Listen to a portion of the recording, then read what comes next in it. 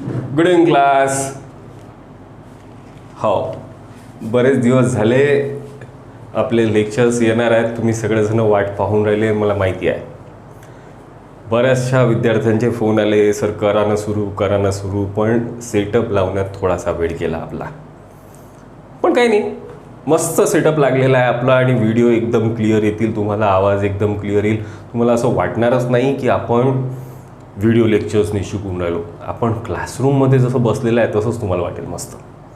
तर आपण काय करू, आपण फिजिओलॉजीच्या लेसन्सपासून चालू करूया. आणि ह्युमन फिजिओलॉजीमध्ये आपला जो 5-6 धडे आहेत त्याच्यापैकी आपण पहिला जो धडा आहे जो डायजेशन आणि ॲब्सॉर्प्शन आहे तो चालू करू.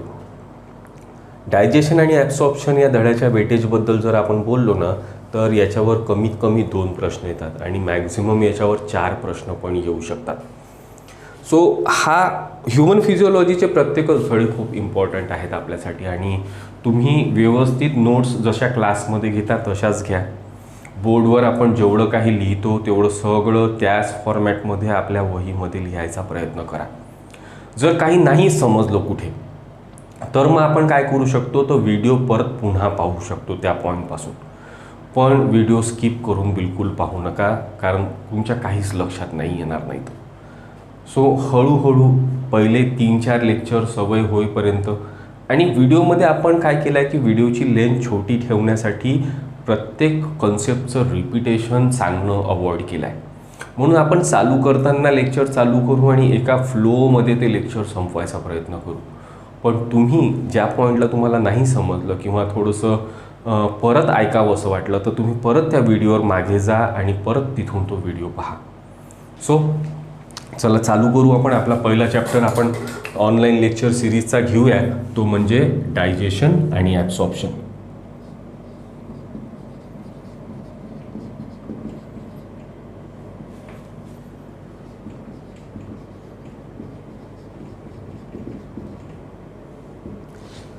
डायजेशन आणि ॲब्सॉर्प्शन हे आपण पहिलेही पाहिलं आहे. तुम्ही 10th स्टँडर्डमध्ये 9th स्टँडर्डमध्ये या प्रोसेसबद्दल शिकलेले आहे.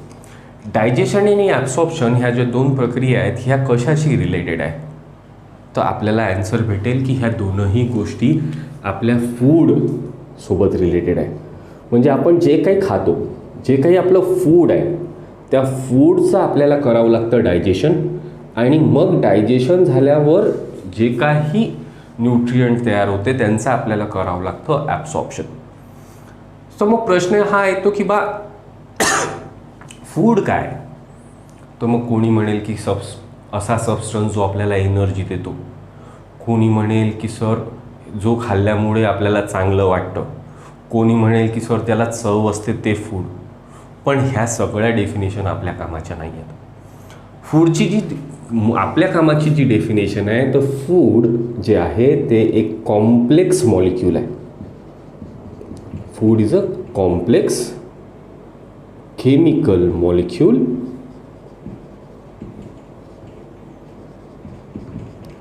which consists of 2 parts. One is macromolecules, macro म्हणजे मोठे, and second micro म्हणजे लहान. सो फूड हे कॉम्प्लेक्स केमिकल मॉलिक्यूल आहे ज्याच्यामध्ये दोनही पार्ट आपल्याला पाहायला भेटतात. वन इज मॅक्रो आणि सेकंड इज मायक्रो. तर मग मॅक्रो मॉलिक्यूल्स कोणते आहेत, फूडमधले ते मोठे मोठे मॉलिक्यूल्स जे आपल्याला डायजेस्ट करावे लागतात ते आहेत नंबर 1 कार्बोहायड्रेट्स,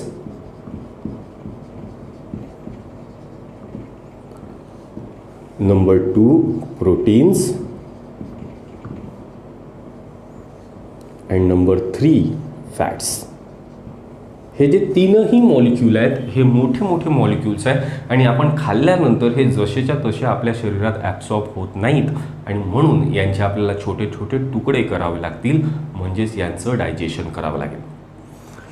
हे जे 3 मॉलिक्यूल्स आहेत हे आपल्याला एनर्जी प्रोव्हाइड करतात खाल्ल्यावर, and that's why they are called as proximate principles.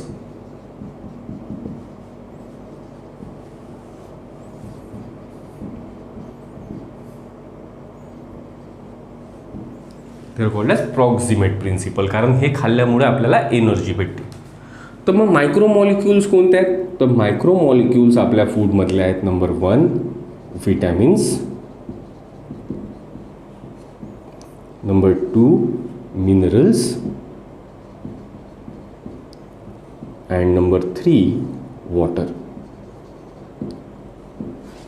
हे मॉलिक्युल्स लहान मॉलिक्युल्स आहेत आकाराने आणि हे आपल्याला डायजेस्ट करायची गरज पडत नाहीत. हा आपला पहिला MCQ येते की these molecule will get absorb as it is. हे असेच्या असे ॲब्सॉर्ब होतात, यांचं डायजेशन होत नाही. हा आपला पहिला MCQ आहे. त्याच्यानंतर हे मॉलिक्यूल जे आहेत हे आपल्याला प्रोटेक्शन देतात, आपल्या बॉडीला वेगवेगळ्या डिसीजेसपासून वाचवतात. कारण आपण पाहिलं की विटॅमिनचा एक्सेस झाला तरीही आपल्याला आजार होऊ शकतात आणि विटॅमिनची कमतरता असेल तरी आजार होऊ शकते. Minerals are essential for so many biochemical reaction and water is a detoxicant. म्हणून हे सगळे जे घटक आहेत हे आपल्याला आजारांपासून वाचवतात and that's why these 3 principles are called as protective principles. नाव हे जे दोनही मॉलिक्यूल आहेत हे एक तर ऑर्गॅनिक नेचरचे असू शकतात किंवा इनऑर्गॅनिक नेचरचे असू शकतात. तर फूडची दुसरी पण डेफिनेशन आपण करू शकतो की food is a complex organic और इनऑर्गॅनिक केमिकल मॉलिक्युल्स. याच्यातले ऑर्गॅनिक कोणते कोणते आहेत? तर कार्बोहायड्रेट ऑर्गॅनिक आहे, प्रोटीन ऑर्गॅनिक आहे, फॅट्स ऑर्गॅनिक आहे, विटॅमिन्स ऑर्गॅनिक आहे आणि हे दोघं जण जे आहेत मिनरल्स आणि वॉटर हे इनऑर्गॅनिक आहेत. क्लिअर? तर याच्यावर थोडंसं लक्ष ठेवा. आता पूर्ण फूड जेव्हा आपण बघू तेव्हा फूडचं आपल्याला ह्या दोनच प्रोसेस करावं लागतील का? तर नाही. आपण हे पहिलेही शिकलेलो आहे की जे काही आपण फूड खातो त्याच्या आपल्याला पहिली प्रोसेस जी करावं लागते ती आहे इंजेशन, म्हणजे इनटेक ऑफ फूड. आपल्याला फूड खावं लागेल. मग जे आपण फूड खाल्लं त्याची नेक्स्ट प्रोसेस होईल दॅट इज डायजेशन, म्हणजे पचनक्रिया. हे फूड आपण पचवू. मग डायजेशनची डेफिनेशन काय लिहायची आपण? Digestion is a process in which we break down the food and food is a complex organic और inorganic molecule. So a process in which फूडची पूर्ण डायजेशनची पूर्ण डेफिनेशन अशी होईल की अ प्रोसेस इन विच, म्हणजे ज्याच्यामध्ये a complex organic. Why we are only writing organic? कारण ऑर्गॅनिकमध्ये कार्बोहायड्रेट, प्रोटीन्स आणि फॅट्स आहेत आणि जे विटॅमिन आहे ते तर तोडणार नाहीच आहे आपण. म्हणून a process in which a complex organic molecules which are indiffusible, म्हणजे जे डिफ्यूज होत नाहीत, non ॲब्सॉर्बेबल,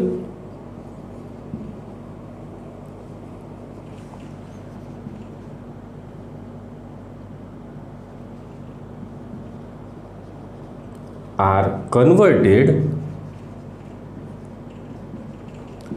into small molecules which are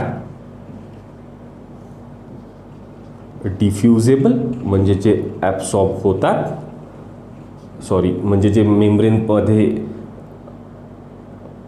आतमध्ये जाऊ शकतात अँड ॲब्सॉर्बेबल. ही डेफिनेशन बनेल कशाची? डायजेशनची. A process in which a complex organic molecule which is indiffusible and inabsorbable are converted in to small molecules which are diffusible and absorbable. म्हणजे मोठ्या मॉलिक्युल्सला तुकडे करून आपल्याला छोट्या मॉलिक्युल्समध्ये कन्वर्ट करायचे आहे. मोठे मॉलिक्युल्स ॲब्सॉर्ब होत नव्हते, आता हे छोटे मॉलिक्यूल ॲब्सॉर्ब होतील. The next process in this line is, जे काही आता आपण छोटे छोटे तुकडे केले आहेत या मॉलिक्यूलचे, या तुकड्यांचं आपल्याला काय करावं लागते, absorption. Absorption is a process in which a diffusible and absorbable molecules are actually absorbed into blood and they are utilized for the synthesis of protoplasm. ॲब्सॉर्प्शनच्या प्रोसेसमध्ये जे काही आपण ॲब्सॉर्ब केलं ते ॲब्सॉर्ब होऊन आपल्या लिव्हरकडे जाईल आणि लिव्हर त्यांना सेलच्या व्हेरियस ॲक्टिव्हिटीजसाठी वापरेल. सो आपल्याला या चॅप्टरमध्ये दोनच गोष्टींवर लक्ष ठेवायचं आहे. एक डायजेशन कसं होते हे पाहायचं आहे आणि दुसरं ॲब्सॉर्प्शन कसं होते हे पाहायचं आहे. ह्या दोन गोष्टी आपल्याला मेनली शिकायच्या आहेत चॅप्टरमध्ये. आता जे काही आपण ॲब्सॉर्ब केलं आपल्या बॉडीमध्ये, आपल्या ब्लडमध्ये आलं आणि ब्लडमध्ये आल्यानंतर ते आपल्याला जमा करून ठेवावं लागेल. That particular process is called as assimilation. जमा करणे.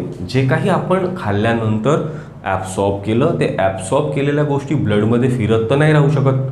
त्यांचं जेव्हा काम पडेल तेव्हा त्यांना युटिलाइज करावं लागेल. तर तोपर्यंत काय करायचं, तर तोपर्यंत त्यांना जमा करून ठेवायचं आणि या जमा करण्याच्या प्रोसेसला आपण म्हणतो assimilation.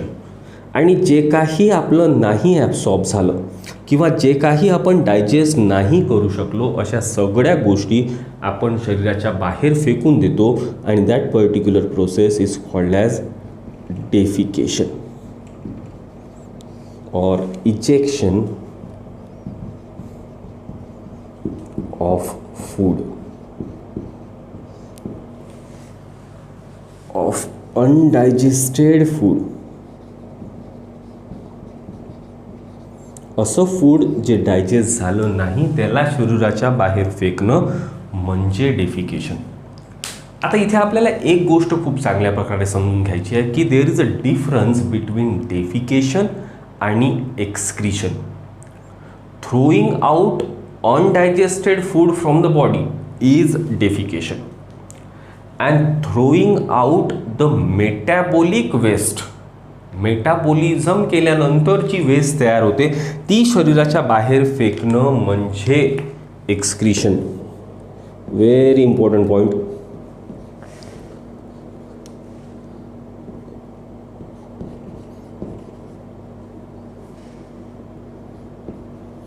throwing out metabolic waste, it is excretion and that is the next chapter. हा चॅप्टर पण आहे आपल्याला ह्यूमन फिजिओलॉजीमध्ये, excretion. Okay, so defecation, are you clear? Defecation is a ejection of undigested food only, while the throwing out of metabolic waste is called as excretion. मग या metabolic वेस्टमध्ये आपला जो CO2 येते, आपला जो नायट्रोजनस वेस्ट येते, urea, uric acid आणि हे सगळं आपण एक अजून एक आपल्याला चॅप्टर आहे एक्सक्रीशन आणि ऑस्मो रेग्युलेशन, त्याच्यामध्ये आपण मग ते शिकतो. मग या पूर्ण चॅप्टरमध्ये आपल्याला काय शिकायचं, तर या पूर्ण चॅप्टरमध्ये आपल्याला ही पूर्ण प्रोसेसमधल्या ह्या पूर्ण ज्या प्रोसेस आहे, इंजेशन, डायजेशन म्हणजे पहिले फूड खाणे, मग त्याचा डायजेस्ट करणे, डायजेस्ट केल्यानंतर जे काही डायजेस्ट झालं त्याला ॲब्सॉर्ब करणे आणि ॲब्सॉर्ब केल्यानंतर जमा करून ठेवणे. पण जे डायजेस्ट झालं नाही मग त्याला शरीराच्या बाहेर फेकून देणे. ही जी पूर्ण प्रोसेस आहे, sum total of all this process is called as nutrition. Sum total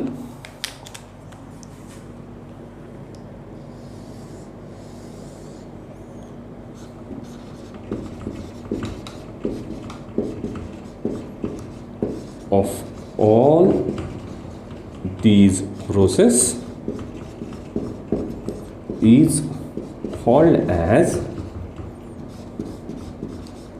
nutrition. These components are called as nutrients. They are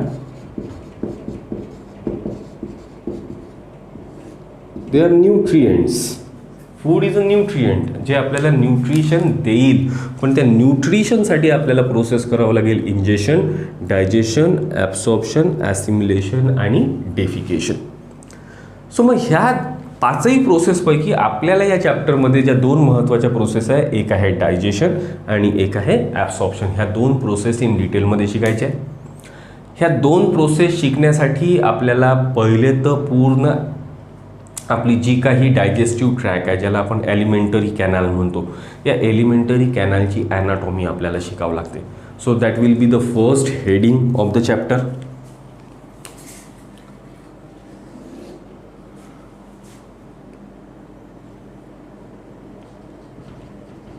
what to discuss in the chapter. So आपण काय काय पाहणार आहे, तर आपण पाहणार आहे ॲनाटॉमी ऑफ एलिमेंटरी कॅनल. मग ॲनाटॉमीमध्ये आपण माउथ पाहू, त्याच्यानंतर बकल कॅव्हिटी, त्याच्यानंतर इसोफॅगस,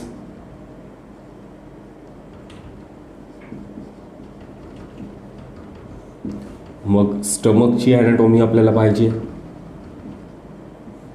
then we have to see small intestine. Then we are going to learn about large intestine, rectum.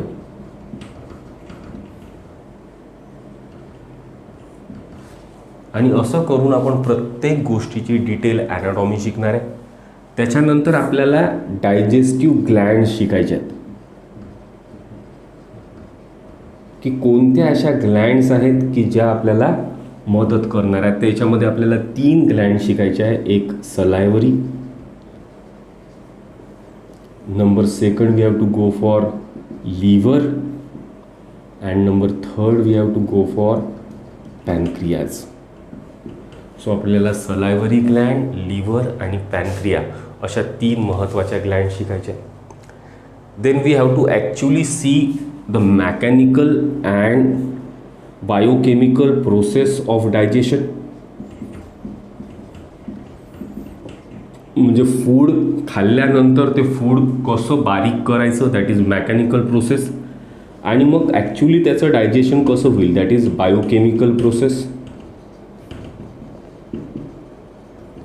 Of digestion. मग याच्यामध्ये आपल्याला कोणते कोणते एन्झाईम्स मदत करतील आणि कशा प्रकारे कार्बोहायड्रेटचं डायजेशन होईल, मग कशा प्रकारे प्रोटीन्सचं डायजेशन होईल आणि मग कशा प्रकारे फॅटचं डायजेशन होईल. हे डायजेशन शिकल्यानंतर मग आपली नेक्स्ट जी महत्त्वाची प्रोसेस आहे ती आहे absorption.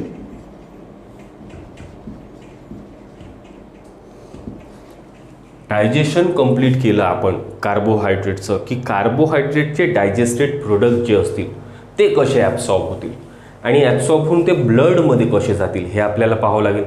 Same thing for proteins and fats. म्हणजे प्रोटीनचं डायजेशन कंप्लीट झाल्यानंतर त्याचे जे छोटे कंपोनंट आहेत ते कसे ब्लडमध्ये ॲब्सॉर्ब होतील आणि फॅट्सचं पण. ह्या 2 महत्त्वाच्या प्रोसेस संपल्यानंतर the last point of the chapter is disorders. की जर आपण आपली हॅबिट व्यवस्थित ठेवली नाही किंवा आपल्याला कुठल्या गोष्टींची कमतरता पडत असेल किंवा कुठल्या गोष्टी जास्त होत असतील तर किंवा डायजेस्टिव्ह ट्रॅकमध्ये काही खराबी झाली तर मग आपण कोणत्या कोणत्या डिसऑर्डर्सला सामोरे जाऊ शकतो हे आपण डिटेलमध्ये पाहणार आहे. That will be a separate topic. याच्यामध्ये 2 महत्त्वाचे डिसऑर्डर आहेत. त्याला आपण म्हणतो PEM. डिसऑर्डरमध्ये जो NCERTने नवीन टॉपिक ॲड केलेला आहे तो आहे PEM, that is protein energy malnutrition.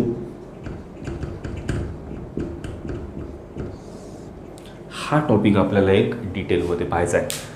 तर एकेका लेक्चरमध्ये आपण एक एक करून घेऊ. पुढच्या लेक्चर्समध्ये तुम्हाला जे पुढचे लेक्चर्स पाहायला भेटतील. सो नेक्स्ट व्हिडिओ तुम्हाला पाहायला भेटेल on the anatomy of elementary canal, मग त्याच्यानंतर माउथ, बकल कॅव्हिटी आणि असं करता करता आपण एक लेक्चर्स रिलीज होत राहू.